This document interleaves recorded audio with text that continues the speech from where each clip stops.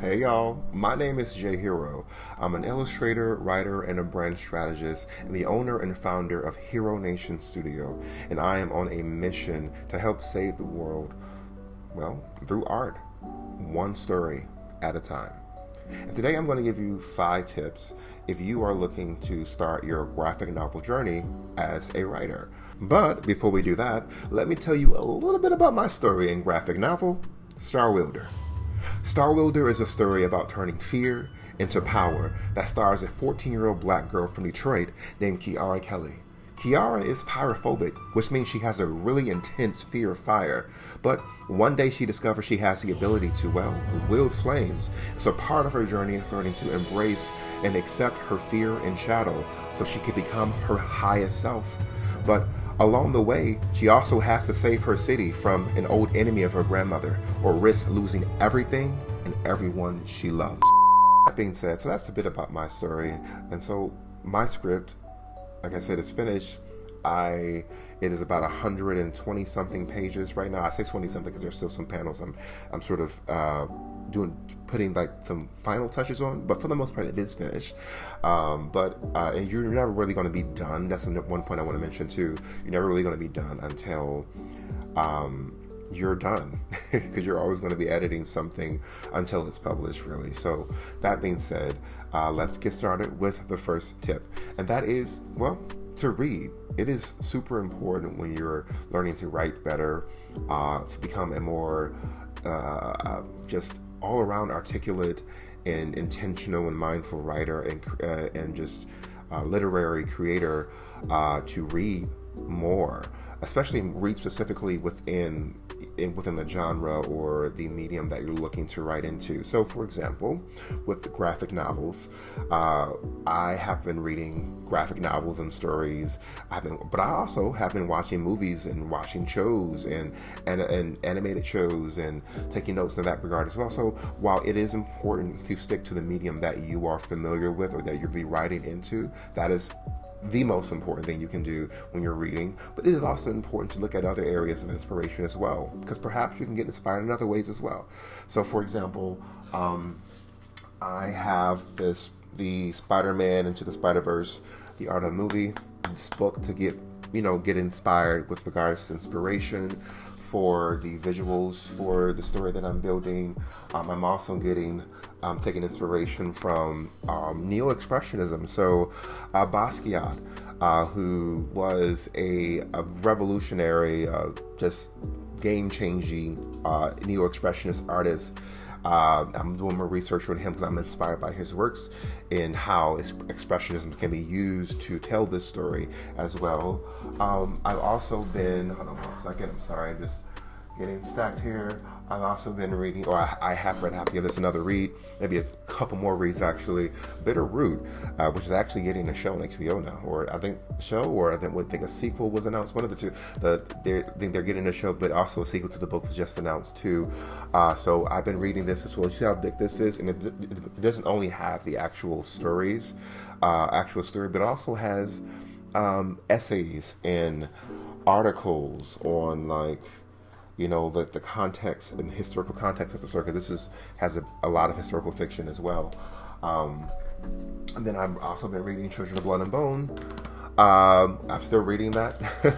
Obviously, it's from the library, so I gotta read it so that I can return it, among other things. So all that to say, read, absorb as much information as you can so that you can be as well-rounded when you're finally ready or as you're writing your story. Tip number 2, make sure you do a lot of research. So if you're new to writing in this kind of way, at least, with novel writing and writing plots and stories and things of that sort, do a lot of research with knowing how to do things, with learning the science behind writing. Learning the science behind crafting characters and building characters, getting to know them, getting to build a relationship with your characters. So it's not just about creating characters, like for example with Kiara, from Wielder. I don't feel like I just created her. I feel like she exists. You know what I'm saying? You have to create characters that you feel like can exist, can like take up space. And so and that comes with having an understanding of how to craft and create stories and characters that feel real and authentic and breathable. And so that when you're ready, you can breathe life into them. But you have to know the tools, right? And the science behind doing that in the first place. So I think that is another essential tip too, is to research. Another one is to get help and support. Like, you cannot, I repeat, you cannot do this alone. I mean, sure, you can, of course, but if you really wanted to, but I would encourage you not to do it alone. Get some help. Have someone, get some beta readers. Have some friends who you're comfortable and safe with, who you trust to read your story. Have someone who you feel like you know has some knowledge on the topic or graphic novels or the story, or you feel like you can trust to read the story and give you detailed feedback, and in a way that's helpful and that helps you progress and improve the story. So also, if you need help with resources, ask for help, get support, because if you're sitting there building the story in your own echo chamber in your head, you really won't know how other people will respond to it unless you ask and unless you take a chance to yourself to give it a shot. Okay. Number 4, take breaks. It is super important to make sure that as you are creating this beautiful story, this graphic novel that you're writing, that you take breaks.